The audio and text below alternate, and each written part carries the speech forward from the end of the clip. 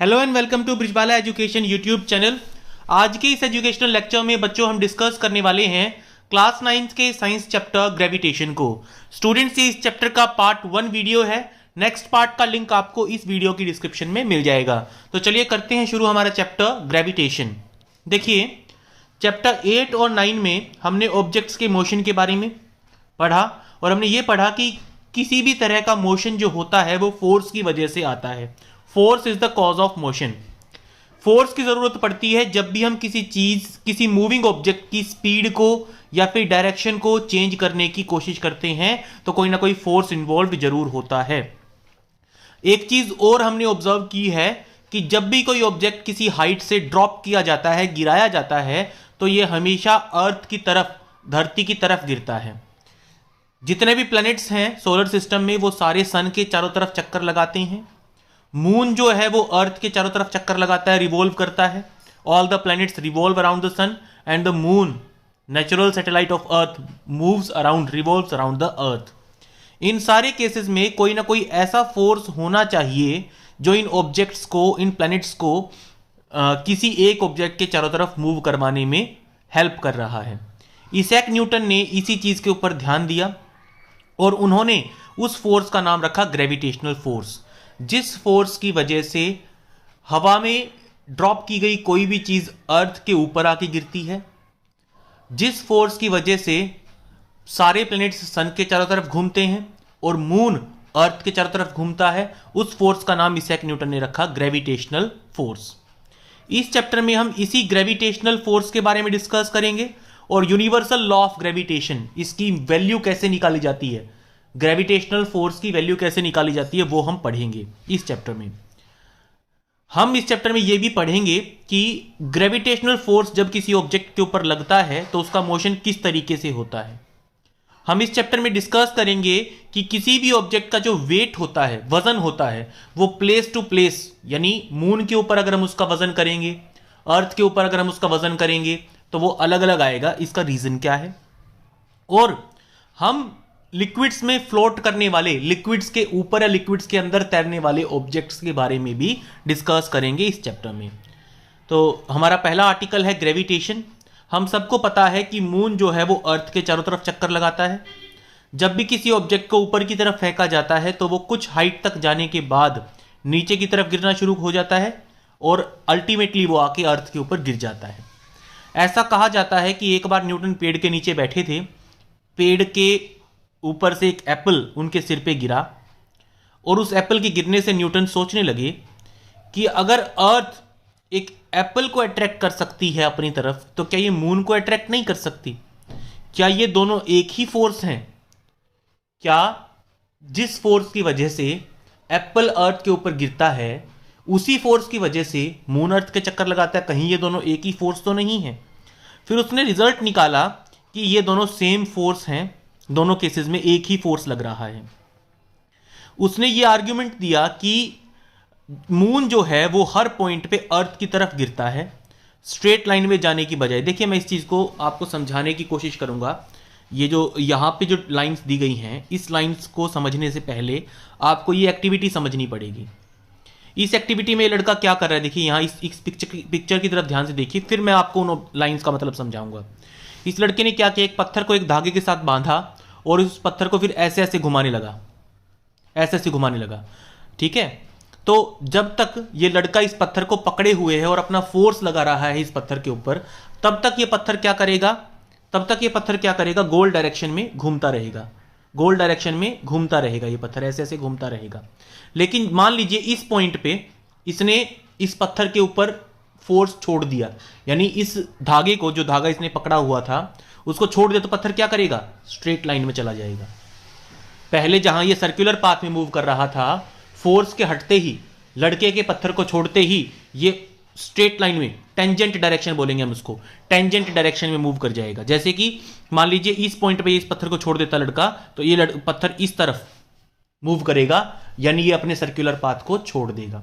तो इस एग्जांपल से हमने क्या समझा कि जो इस लड़के ने सेंटर से पत्थर के ऊपर फोर्स लगा रखा था, वो फोर्स इस पत्थर को अट्रैक्ट नहीं कर रहा था, अट्रैक्ट तो कर ही रहा था, लेकिन इस अट्रैक्शन की वजह से जो पत्थर है, जो स्टोन है, वो एक सर्कुलर पाथ पे रिवॉल्व कर रहा था।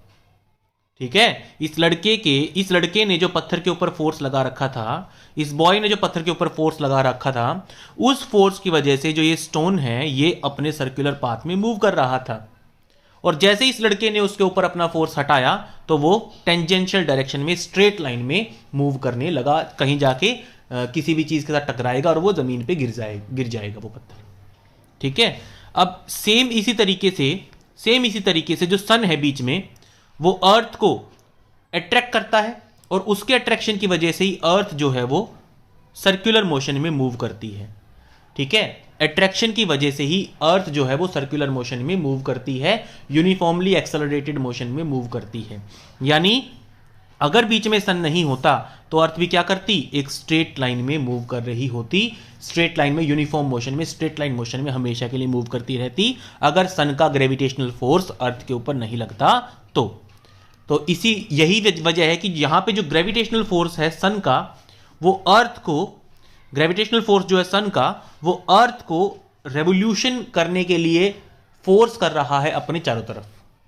इसी तरीके से जो ग्रेविटेशनल फोर्स है अर्थ का, वो मून को मजबूर कर रहा है अपने चारों तरफ रिवॉल्व करने के लिए। यानी ये जो फोर्स लगाया जा रहा है, ये जो अट्रैक्टिव फोर्स लगाया जा रहा है, ग्रेविटेशनल फोर्स लगाया जा रहा है, ये ऑब्जेक्ट को, मून को अर्थ के ऊपर गिरने नहीं देता, मून को अर्थ के ऊपर नहीं गिराता, बल्कि मून को रोटेट करवाता है चारों तरफ। ठीक है, जैसे कि अगर फोर्स नहीं होता तो मून है वो इस डायरेक्शन में चलता, लेकिन उसने अपनी डायरेक्शन चेंज कर ली, हर पॉइंट पे वो अपनी डायरेक्शन को क्या कर रहा है, चेंज कर रहा है। हर पॉइंट पे अपनी डायरेक्शन को क्यों चेंज कर रहा है, क्योंकि अर्थ अपना ग्रेविटेशनल फोर्स उसके ऊपर लगाए हुए है। तो यहां पे यही आर्ग्यूमेंट दी गई, यहां पे यही आर्ग्यूमेंट इसने समझाया गया है कि मून जब अर्थ के चक्कर लगाता है तो हर पॉइंट पे अर्थ उसको अट्रैक्ट करती है, इसलिए वो सर्कुलर पाथ में चल रहा है। अगर अर्थ हर पॉइंट पे उसको अट्रैक्ट नहीं करती तो वो एक सीधी लाइन में अर्थ से दूर भाग जाता। और अब ये जो फोर्स है जो सर्कुलर मोशन के लिए जिम्मेदार है, इस फोर्स को एक अलग नाम दिया गया है, सेंट्रीपिटल फोर्स। वो ग्रेविटेशनल फोर्स जिसकी वजह से प्लैनेट्स सन के चक्कर लगाते हैं, मून अर्थ के चक्कर लगाता है, रोटेशनल मोशन, रेवोल्यूशन करते हैं, रोटेशन करते हैं, उस फोर्स को कहा गया सेंट्रीपिटल या सेंटर सीकिंग फोर्स, क्योंकि जो फोर्स है वो सेंटर से लगता है, बीच में से लगता है। ठीक है, तो जिस फोर्स की वजह से एक्सेलरेशन प्रोड्यूस हो रही है प्लैनेट्स में और मून में, और प्लैनेट्स और मून अर्थ और सन के चारों तरफ चक्कर लगा रही हैं, उस फोर्स का नाम क्या रखा है हमने, सेंट्रीपिटल फोर्स नाम रखा है। अगर ये सेंट्रीपिटल फोर्स नहीं होता, सेंट्रीपिटल फोर्स का कारण क्या है, ग्रेविटेशनल फोर्स की वजह से ही सेंट्रीपिटल फोर्स का जन्म हुआ है। ठीक है, the reason for centripetal force is the gravitational force. ठीक है, अगर ये फोर्स नहीं होता तो क्या होता, जो सर्कुलर पाथ में चलने वाला ऑब्जेक्ट है वो टेंजेंशियल पाथ में चलता, यानी ऐसे इस डायरेक्शन में चलता या फिर इस डायरेक्शन में चलता वो। ठीक है, तो ये इसको क्या कहा जाता है, टेंजेंट कहा जाता है। वो लाइन जो सर्कल को एक पॉइंट पे टच करती है उसको क्या कहा जाता है, टेंजेंट कहा जाता है। तो अगर ग्रेविटेशनल फोर्स नहीं होता, अगर सेंट्रीपिटल फोर्स नहीं होता, तो टेंजेंट डायरेक्शन में, टेंजेंशियल डायरेक्शन में मूव करता मून भी और प्लैनेट्स भी।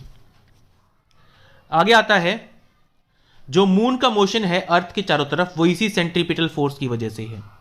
जो सेंट्रीपिटल फोर्स है वो अर्थ की ग्रेविटेशनल फोर्स की वजह से जन्म लेता है।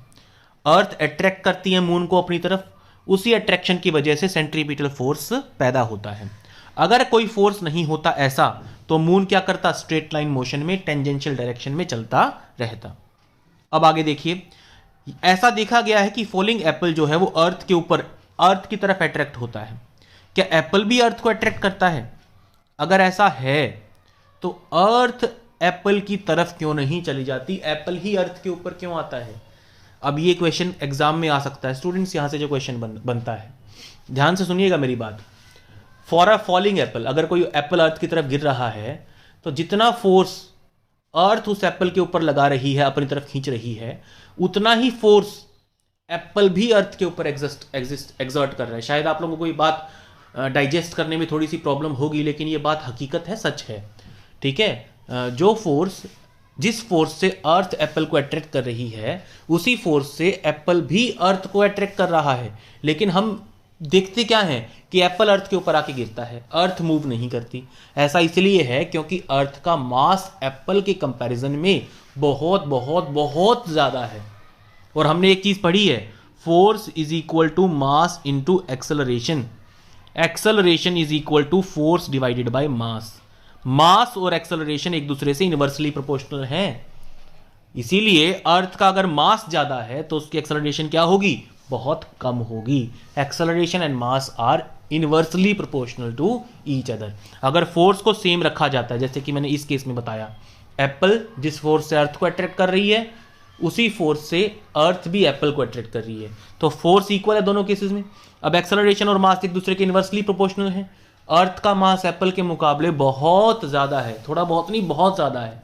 इसलिए अर्थ की मूवमेंट होगी ही नहीं, बहुत नेग्लिजिबल होगी ही नहीं अर्थ की मूवमेंट। इसीलिए मास कम होने की वजह से एप्पल की मूवमेंट ज़्यादा होती है, एप्पल की एक्सेलरेशन ज़्यादा होती है। थर्ड लॉ ऑफ मोशन के अकॉर्डिंग जो एप्पल है वो भी अर्थ को अट्रैक्ट करेगा।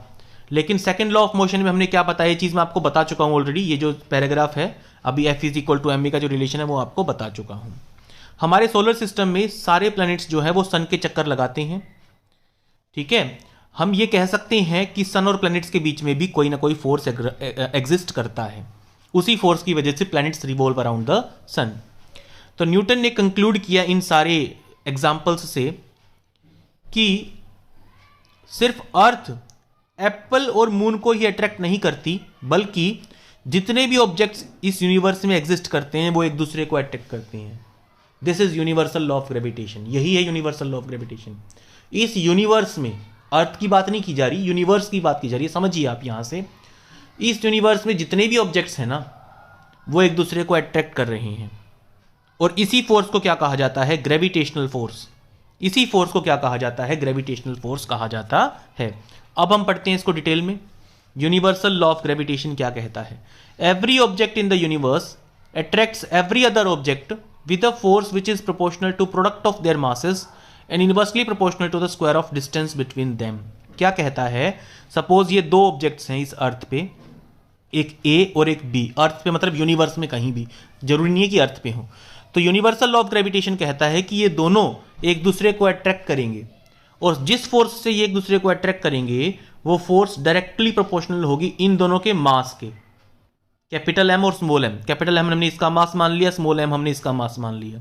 और जो फोर्स होगा ये इनवर्सली प्रोपोर्शनल होगा इन दोनों के डिस्टेंस के स्क्वायर के। ये दो रिलेशंस दिए, ठीक है, यूनिवर्सल लॉ ऑफ ग्रेविटेशन में ये दो रिलेशंस दिए गए। क्या कहा गया? दोबारा सुनिएगा। According to universal law of gravitation, every two objects in this universe attract each other with a force which is directly proportional to product of their masses, inversely proportional to square of distance between them। This is universal law of gravitation।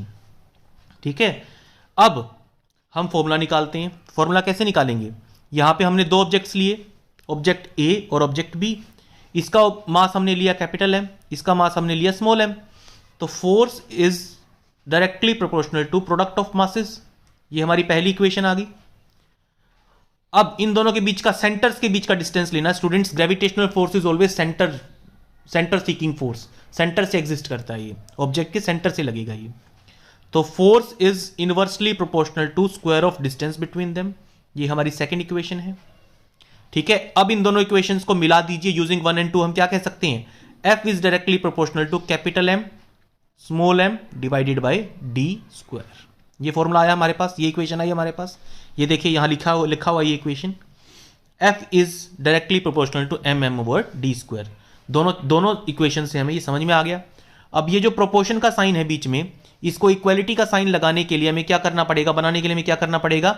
एक constant add करना पड़ेगा, एक constant लेके आना पड़ेगा। तो हमने कौन सा कांस्टेंट इंट्रोड्यूस किया यहाँ पे? Capital G, which is also called universal gravitation constant. It is called, capital G is called universal gravitational constant. तो gravitational force acting between two objects का फॉर्मूला क्या हुआ? Capital G m m over d square, where capital G is universal gravitational constant, m and m are masses of two objects and d is distance between the two objects. ठीक है, अब यहां से हमने अगर इसी फॉर्मूले से, देखिए ये फॉर्मूला हमने देख लिया, F is equal to G M M over D square, ये देख लिया हमने.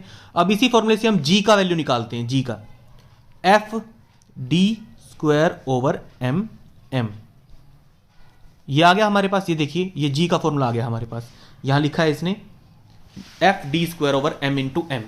तो इस फॉर्मूले से हम निकालते हैं g की यूनिट्स क्या होंगी. F की यूनिट न्यूटन, डिस्टेंस की मीटर, तो डिस्टेंस के स्क्वायर की metre square, m into M kilogram का स्क्वायर. तो क्या यूनिट हुई, कैपिटल जी की क्या यूनिट हुई, न्यूटन मीटर स्क्वायर पर किलोग्राम स्क्वायर. फॉर्मूले से हमने निकाल दी. हेनरी कैवेंडिश नाम के एक एक्सपर्ट ने जी की वैल्यू फाइंड आउट की और उन्होंने जी की वैल्यू कितनी बताई, 6.673 इंटू 10⁻⁻11 न्यूटन मीटर स्क्वायर पर kilogram square. This is a universal gravitational constant. Students ध्यान रखिएगा, आप इस बात को अपने मन में बिठा लीजिए कि कैपिटल जी की value all over the universe same रहती है, कभी भी चेंज नहीं होती है. That is why it is called universal, यानी कभी भी चेंज नहीं होने वाला ग्रेविटेशनल कांस्टेंट, इसीलिए इसको यूनिवर्सल कांस्टेंट कहा जाता है. अब हमें पता है कि एक ऐसा फोर्स एग्जिस्ट करता है जो दो ऑब्जेक्ट्स के बीच में अट्रैक्शन करवाता है. इसी तरीके से आप ये सपोज कर सकते हैं. अब आप ये पूछेंगे कि सर अगर हर दो ऑब्जेक्ट एक दूसरे को अट्रैक्ट करते हैं तो इस वक्त आपके कमरे में जो चीजें रखी हुई हैं वो एक दूसरे के साथ चिपक क्यों नहीं रही. रीजन ये है कि उन चीजों के ऊपर अर्थ का ग्रेविटेशनल फोर्स इतना ज्यादा है कि उनका आपस में लगाए जाने वाला फोर्स क्या हो जाता है, नेग्लेक्ट हो जाता है. क्योंकि अगर अर्थ आपके ऊपर किसी ऑब्जेक्ट के ऊपर फोर्स लगाएगी, ग्रेविटेशनल फोर्स लगाएगी, तो उसमें अर्थ का मास आएगा और अर्थ का मास इन ऑब्जेक्ट्स के मास के मुकाबले बहुत कई गुना बहुत ज्यादा है. इसीलिए मान लीजिए आपने अपने सामने दो पेन रख दिए, दो पेंसिल्स रख दी, तो वो दो पेंसिल्स एक दूसरे को अट्रैक्ट तो कर रही हैं, लेकिन वो फोर्स अर्थ के ग्रेविटेशनल फोर्स के मुकाबले बहुत कम है, इसीलिए वो एक दूसरे की तरफ सरक नहीं पा रही हैं, हिल नहीं पा रही हैं एक दूसरे की तरफ. आगे देखिए, आगे इसने अर्थ का मास बताया 6 इंटू 10⁻24 किलोग्राम्स, मून का मास बता दिया 7.4 इंटू 10⁻22 किलोग्राम्स, डिस्टेंस बता दिया दोनों के बीच में. तो ग्रेविटेशनल फोर्स की वैल्यू निकालना कोई बड़ी बात नहीं है, हमें पता है ग्रेविटेशनल फोर्स का ये फॉर्मूला होता है. तो इसमें कैपिटल जी की, अर्थ के मास की, मून के मास की और दोनों के बीच के डिस्टेंस की वैल्यू पुट कर दीजिए. तो फोर्स कितना आएगा, 2.02 इंटू 10⁻20 न्यूटन्स. यानी इस फोर्स के साथ अर्थ मून को अट्रैक्ट करती है और मून अर्थ को अट्रैक्ट करता है. ठीक है, आगे आता है importance of universal law of gravitation. यहां से भी एग्जाम में क्वेश्चन मैंने देखा है स्टूडेंट्स आते हुए, छोटा सा टॉपिक है, नेग्लेक्ट मत कीजिएगा इसको. जो यूनिवर्सल लॉ ऑफ ग्रेविटेशन हमने अभी पढ़ा है वो इंपॉर्टेंट क्यों है, उनसे हमें क्या क्या चीजें सीखने को मिलती हैं, समझने को मिलती हैं. एक्सप्लेन करता है उस फोर्स को जो हमें अर्थ के साथ बाइंड करती है. हम हवा में क्यों नहीं उड़ रहे, स्पेस में जैसे सैटेलाइट उड़ती रहती हैं, एस्ट्रोनॉट्स उड़ते रहते हैं, वैसे हम हवा में क्यों नहीं उड़ते, अर्थ के साथ क्यों बंधे हुए हैं हम, ये चीज एक्सप्लेन करता है universal law of gravitation. Moon earth के चारों तरफ रिवॉल्व क्यों करता है, इसका कारण बताता है. प्लैनेट्स सन के चारों तरफ क्यों रिवॉल्व करते हैं, इसका रीजन बताता है हमें. जो समुद्रों में लहरें उठती हैं वो सन और मून के ग्रेविटेशनल फोर्स की वजह से उठती हैं, इस चीज को एक्सप्लेन करता है यूनिवर्सल लॉ ऑफ ग्रेविटेशन. आगे आता है हमारा article 10.2 that is free fall. Free fall का क्या मतलब है, एक पत्थर लीजिए, उसको ऊपर की तरफ फेंकिए, थोड़ी हाइट तक जाने के बाद वो वापिस नीचे की तरफ गिरना शुरू कर देगा. ठीक है, ये क्यों हुआ, ग्रेविटेशनल फोर्स की वजह से. पहले मैं आपको बता चुका हूं, every object falls towards the earth due to gravitational force of the earth. जब भी कोई ऑब्जेक्ट अर्थ की तरफ गिरता है तो क्या कहा जाता है, freely falling object. The object is under free fall, उसको कहा जाता है free fall. When the object is falling towards the earth due to gravitational force of the earth, then the situation is called free fall and the object is called freely falling object. ठीक है, तो जब कोई object अर्थ की तरफ गिरता है तो क्या उसकी वेलोसिटी में कोई चेंज आता है, ठीक है, बिल्कुल आएगा, क्योंकि अर्थ उसको अपनी तरफ अट्रैक्ट कर रही है, तो उसकी वेलोसिटी में क्या आएगा, एक्सेलरेशन आएगा. There will be acceleration in the velocity of that falling object. और इस एक्सेलरेशन को क्या कहा जाता है? Acceleration due to earth gravitational force या फिर एक्सेलरेशन ड्यू टू ग्रेविटी। इस एक्सेलरेशन को कहा जाता है acceleration of a freely falling object. जो फ्रीली फॉलिंग ऑब्जेक्ट है, जो ऑब्जेक्ट अर्थ की तरफ गिर रहा है, उसके अंदर जो एक्सेलरेशन आती है उसको कहा जाता है एक्सेलरेशन ड्यू टू ग्रेविटी, और उसको रिप्रेजेंट किया जाता है स्मॉल जी से। ठीक है, it is also a type of acceleration. आपने मोशन में और जो अपने पहले चैप्टर्स आपने फिजिक्स में डिस्कस किए हैं उसमें आप एक्सेलरेशन को अच्छे से पढ़ चुके हैं। तो gravitation, this acceleration due to gravity is also a type of acceleration. ठीक है, दिस इज, इसकी वैल्यू क्या होगी? Metre per second square. इसकी यूनिट जो होगी मीटर पर सेकंड स्क्वायर, वही जो एक्सेलरेशन की यूनिट होती है, because it is a type of acceleration, तो यूनिट भी क्या होगी? सेम होगी। ठीक है, अब न्यूटन के सेकंड लॉ ऑफ मोशन से हमने पढ़ा है हमने पहले रिसेंट चैप्टर में कि force is the product of mass and acceleration, F is equal to M में। ये आप पहले पढ़ चुके हो फिजिक्स में। ठीक है, अब मान लीजिए कोई स्टोन अर्थ की तरफ गिर रहा है, उसका मास हमने एम लेट कर लिया मान लीजिए। ठीक है, अब उसके अंदर कोई ना कोई जो एक्सेलरेशन होगी वो क्या होगी? जी। उसका मास क्या है? एम, और उसकी एक्सेलरेशन क्या है? जी। इसका मतलब जो ग्रेविटेशनल फोर्स उस ऑब्जेक्ट के ऊपर लग रहा है, उस स्टोन के ऊपर लग रहा है, that which is the force is equal to M g. Gravitational force acting on the falling stone is equal to M g, where m is the mass of that stone and g का हमें पता है acceleration due to gravity. गिरते हुए force के ऊपर जो, गिरते हुए स्टोन के ऊपर जो एक्सेलरेशन लग रही है वो एक्सेलरेशन ड्यू टू ग्रेविटी है, इसलिए हमने उसको रिप्लेस कर दिया जी से, F is equal to M G. अब ग्रेविटेशनल फोर्स का एक और फॉर्मूला हमें पता है, F is equal to G M over D square. ये फॉर्मूला हमें पता है। अब ये दोनों ही ग्रेविटेशनल फोर्स के फॉर्मुलेशंस हैं, तो इन दोनों को इक्वल पुट कर सकते हैं हम। दोनों एफ के इक्वल हैं, दोनों ग्रेविटेशनल फोर्स हैं, तो इक्वल पुट किया हमने। स्मॉल एम से स्मॉल एम कैंसिल हो जाएगा, क्योंकि इस तरफ भी मास ऑफ द स्टोन है, इस तरफ भी मास ऑफ द स्टोन है, वैल्यू सेम है, तो कट जाएगा आपस में। तो हमारे पास जी की एक्सेलरेशन ड्यू टू ग्रेविटी की वैल्यू आती है G M over D square. ठीक है, समझ में आई बात आपको? Where M is the mass of earth, D जो है distance between stone and earth. अब यहां पे जो डी है ना स्टूडेंट्स, इसको हम क्या मानेंगे? रेडियस ऑफ द अर्थ मानेंगे। क्या कहेंगे? रेडियस ऑफ द अर्थ मानेंगे, क्योंकि जो भी ऑब्जेक्ट अर्थ के ऊपर है, ठीक है, उसका डिस्टेंस अर्थ से कितना होगा? अर्थ के रेडियस के बराबर ही होगा। तो क्या होगा? G is equal to M over D की जगह हमने क्या रख दिया? R रख दिया, एम ओवर आर स्क्वायर। ठीक है, तो acceleration due to gravity on earth will be equal to universal gravitational constant multiplied by mass of earth divided by radius of earth का स्क्वायर। अगर आपको मून के ऊपर एक्सेलरेशन ड्यू टू ग्रेविटी की value निकालनी है तो वहां पे भी आप निकाल सकते हैं। G is equal to G, capital G की वैल्यू तो रहेगी सेम, कैपिटल M की जगह क्या आ जाएगा? मास ऑफ मून, और कैपिटल R की जगह क्या आ जाएगा? Radius of moon. तो जो G की वैल्यू है स्टूडेंट्स, किसी भी प्लैनेट पे, किसी भी प्लेस पे अगर आपको निकालनी है तो इस फॉर्मूले से आप निकाल सकते हैं। ठीक है, अब आगे बढ़ने से पहले मैं आपको कैपिटल G और स्मॉल g में कई बार डिफरेंसेस पूछ ले जाते हैं एग्जाम्स में, बहुत ही आसान है। Small g represents acceleration due to gravitational force, capital G represents universal gravitational constant. Small g जो होता है ये एक तरह का एक्सेलरेशन होता है। ठीक है, इसकी यूनिट क्या होगी? Metre per second square. इसकी यूनिट क्या होगी? न्यूटन मीटर पर किलोग्राम स्क्वायर। इसकी जो वैल्यू है ये प्लेस टू प्लेस चेंज होती रहती है, जबकि कैपिटल G की value all over the universe क्या रहती है? कांस्टेंट रहती है। तो 9th क्लास के एग्जाम में अक्सर टीचर्स जो है 3 ही डिफरेंसेस पूछती हैं, 3 मैंने आपको बता दिए हैं। आगे आता है, अर्थ जो है वो परफेक्ट स्क्वायर नहीं है स्टूडेंट्स, ये स्लाइटली ओवल शेप की है। जो अर्थ का रेडियस है वो इक्वेटर पे ज्यादा है और पोल्स पे कम है, इसीलिए जो स्मॉल g की वैल्यू है स्टूडेंट्स, ध्यान से पढ़िएगा, ध्यान से सुनिएगा मेरी बात को। स्मॉल g की जो वैल्यू है वो पोल्स पे ज्यादा है, ठीक है, इक्वेटर के मुकाबले। यानी acceleration due to gravity at poles is greater than acceleration due to gravity at equator. Reason क्या है इसका? क्योंकि अर्थ जो है वो कंप्लीटली स्फेरिकल शेप की नहीं है, उसमें हल्का सा ओवलनेस भी है उसकी शेप में, इसीलिए जो रेडियस की वैल्यू है वो इक्वेटर पे ज्यादा होती है और पोल्स पे कम होती है। ठीक है,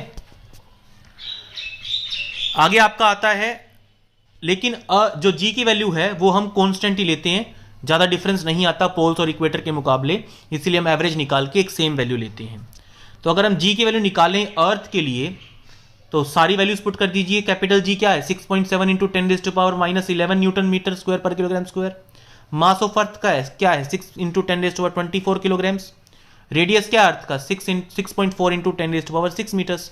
अब ये सारी वैल्यूज को जब हमने सोल्व किया तो हमारे पास आंसर आता है 9.8 मीटर पर सेकंड स्क्वायर। यानी अर्थ के ऊपर अगर कोई ऑब्जेक्ट गिर रहा है तो उसकी acceleration due to gravitational force कितनी है 9.8 मीटर पर सेकंड स्क्वायर। ध्यान रखें स्टूडेंट्स, अगर कोई ऑब्जेक्ट ऊपर की तरफ फेंका गया है तो क्या होगा, उसकी वेलोसिटी कम होती रहेगी, उसको ऊपर की तरफ फेंका गया है ना, तो जब तक वो ऊपर जाएगा, ध्यान दे मेरी बात पे, जब तक वो ऊपर जाएगा तब तक उसकी वेलोसिटी कम होती रहेगी, तो वहां पे जी की वैल्यू क्या आएगी -9.8 मीटर पर सेकंड स्क्वायर। वही कॉन्सेप्ट जो आपने पहले पढ़ा था। सॉरी, अगर एक्सेलरेशन बढ़ रही है तो प्लस लेंगे, अगर वेलोसिटी घट रही है तो क्या लेंगे माइनस लेंगे।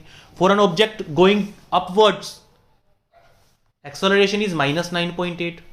For an object travelling downwards towards the earth acceleration is +9.8 metre per second square. अब आगे आता है motion of objects under influence of gravitational force of the earth. Earth के ग्रेविटेशनल फोर्स में ऑब्जेक्ट्स किस तरीके से मूव करते हैं। अब यहाँ पे स्टूडेंट्स देखिए, ध्यान दीजिएगा आप, मैं आपको एक बात समझाना चाहता हूँ। इस फॉर्मूले को आप एक बार आप ध्यान से देखिए। Acceleration due to gravity is equal to G M. M क्या है, कैपिटल एम क्या, मास ऑफ प्लैनेट, अर्थ के लिए मास of earth divided by radius of earth का स्क्वायर। इसमें कहीं भी मास ऑफ ऑब्जेक्ट नहीं है, इसीलिए अगर आप सेम हाइट से एक तरबूज और एक अंगूर को फेंकोगे नीचे की तरफ तो दोनों सेम टाइम पे अर्थ पे टच करेंगे अगर आप उनको सेम टाइम पे रिलीज करोगे। If a watermelon and a grape are released towards the earth from the same height then they will touch the earth surface simultaneously. वो एक साथ अर्थ को टच करेंगे, ठीक है। वैसे तो आप, अगर आपसे जनरली कोई पूछता ना, एक तरबूज को फेंका गया, एक अंगूर को फेंका गया ऊपर से, बिल्डिंग के ऊपर से, तो पहले कौन सा टच करेगा अर्थ को, तो अक्सर बच्चे जवाब देते हैं कि सर तरबूज क्योंकि भारी है इसलिए वो पहले टच करेगा, लेकिन ये जवाब गलत है बच्चों। Acceleration due to gravity mass of object के ऊपर डिपेंड नहीं करती। यहां पे आप फॉर्मूला आपके सामने लिखा हुआ है, मैंने सर्कल भी किया हुआ है, इसमें मास ऑफ ऑब्जेक्ट कहीं नहीं है।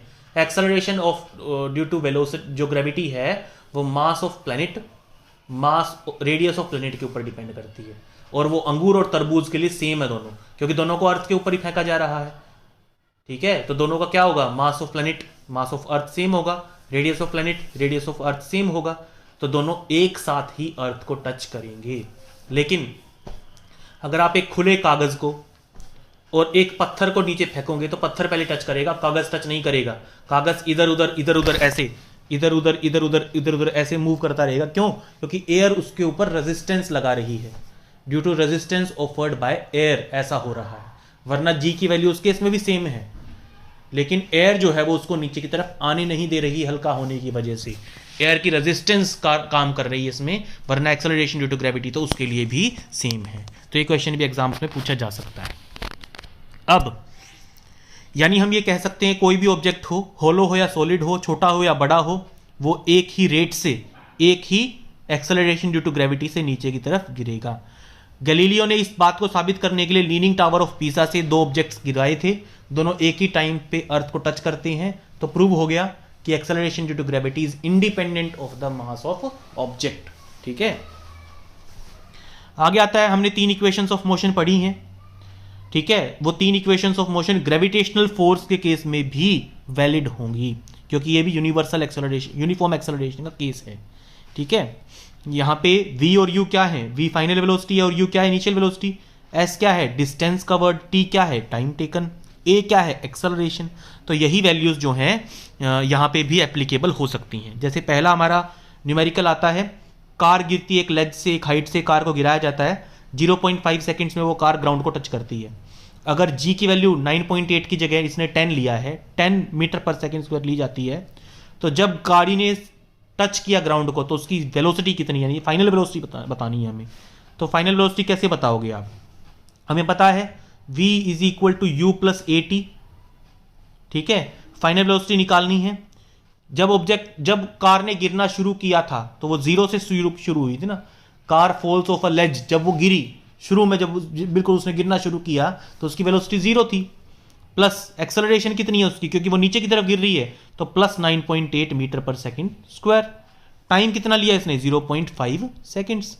यहां पे 9.8 की जगह इसने 10 लेने के लिए कहा है, तो सब्स्टिट्यूट कर दीजिए। क्या आएगा, v is equal to 10 into 0.5, यानी कि 5 मीटर पर सेकेंड उसकी वेलोसिटी थी। एवरेज स्पीड कैसे निकालते हो, एवरेज स्पीड का फॉर्मूला होता है v plus you divided by 2। v कितना है 5, u कितना है 0 डिवाइडेड बाई 2, यानी 2.5 मीटर पर सेकेंड इज द आंसर। लेज की हाइट कितनी है, लेज की हाइट कितनी होगी, जितना कार ने डिस्टेंस ट्रेवल किया है। तो कार का डिस्टेंस कैसे निकालेंगे हम, फॉर्मूला होता है डिस्टेंस निकालने का, s is equal to U T plus half A T square, ये फॉर्मूला होता है। u की वैल्यू क्या है 0, 0 मल्टीप्लाई टी यानी 0 हो जाएगा, प्लस हाफ। एक्सेलरेशन कितनी है उसकी 10, टी का स्क्वायर यानी 0.5 का स्क्वायर। इस पूरी मैथमेटिकल इक्वेशन को सोल्व कर लीजिए, आंसर क्या आएगा 1.25 मीटर। यानी जिस लेज से वो कार गिरी थी वो कितने हाइट की थी, 1.25 मीटर हाइट की थी।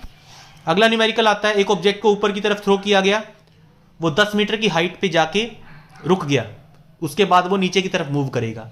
इसने हमें कहा नहीं है, लेकिन ये बात अंडरस्टूड है। मैक्सिमम हाइट तक पहुंचा वो 10 मीटर की हाइट तक। ठीक है, वेलोसिटी, वो वेलोसिटी निकालनी है जिस वेलोसिटी से ऑब्जेक्ट को ऊपर फेंका गया था, यानी इनिशियल वेलोसिटी निकालनी है आपको। You have to find the initial velocity. तो कैसे निकालोगे आप, हमें फॉर्मूला पता है v square is equal to U square plus 2as। ठीक है, v स्क्वायर कितनी है 0, क्योंकि वो ऊपर जाके 1 मिली सेकेंड के लिए रुक जाता है, तो फाइनल वेलोसिटी कितनी है ऊपर की तरफ जाते हुए, फाइनल वेलोसिटी कितनी है 0। u की वैल्यू हमें निकालनी है 2 इंटू ए की वैल्यू -9.8 आएगी बच्चों, क्योंकि पत्थर ऊपर की तरफ जा रहा है, उसकी वेलोसिटी कम हो रही है, मल्टीप्लाइड बाय एस कितना है 10। तो मैथमेटिकल इक्वेशन आ गई आपके पास, इसको सॉल्व करेंगे तो आंसर कितना आएगा 14 मीटर पर सेकेंड। आगे इसने पूछा है टाइम बताओ, हाईएस्ट पॉइंट तक पहुंचने में उस ऑब्जेक्ट को कितना टाइम लगा। तो v is equal to U plus A T. v कितना है 0, u कितना है 14, एक्सेलरेशन कितना है -9.8, t की वैल्यू निकालनी है आपको, तो निकाल दीजिए 1.43 सेकेंड्स इज द आंसर। आगे आता है आपका नेक्स्ट आर्टिकल मास। देखिए मास क्या होता है, mass is the major of inertia of an object. ये बात हम पहले भी डिस्कस कर चुके हैं, पहले भी फिजिक्स के जो चैप्टर आपने पढ़े हैं उनमें बता चुके हैं।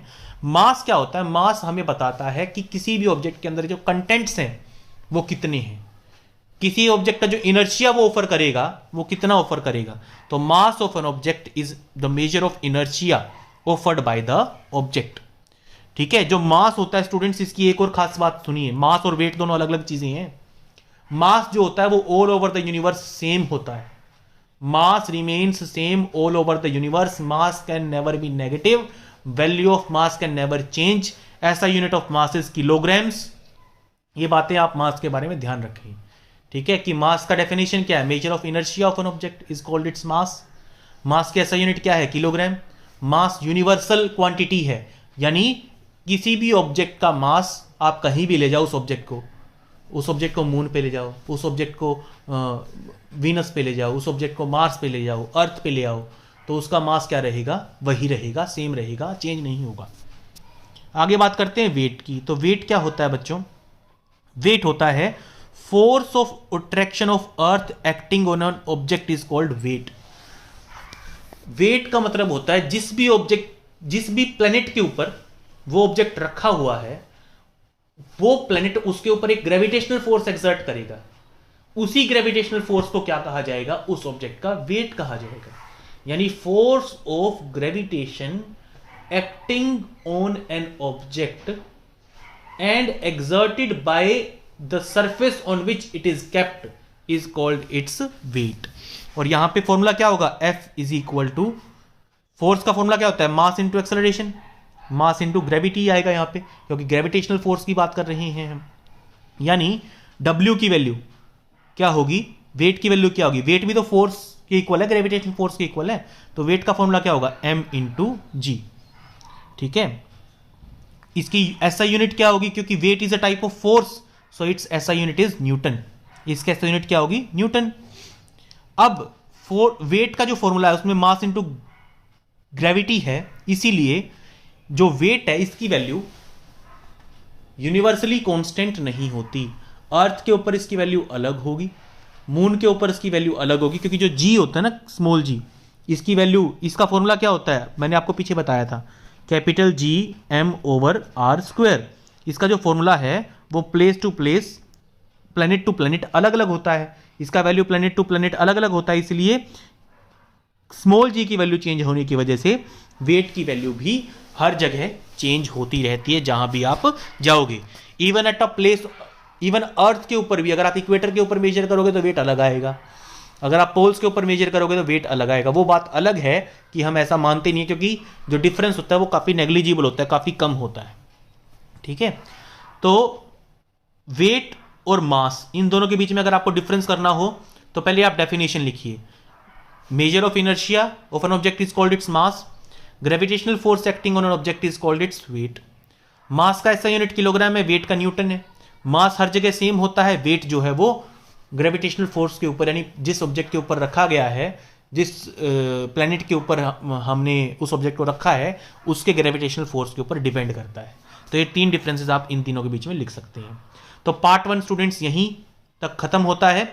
नेक्स्ट पार्ट जो है इस चैप्टर का वो हम इस वीडियो के नेक्स्ट पार्ट में कंप्लीट करेंगे, उसका लिंक आपको इस वीडियो के डिस्क्रिप्शन में मिल जाएगा। स्टूडेंट्स, अगर आप इस चैनल पे नए हैं, अब तक आपने सब्सक्राइब नहीं किया है, तो चैनल को सब्सक्राइब करें, नोटिफिकेशन बेल आइकन को दबा दें, ताकि जैसे ही कोई नया वीडियो पोस्ट करें सबसे पहले उसकी नोटिफिकेशन पहुंचे आपके डिवाइस तक। अगर आपको ये वीडियो पसंद आया तो प्लीज़ इस वीडियो को लाइक और शेयर जरूर कीजिएगा, कमेंट में अपनी राय देना मत भूलिएगा।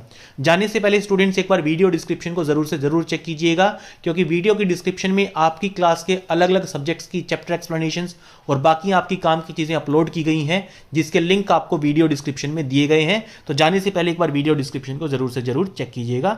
Thank you for being with us, thank you for supporting us.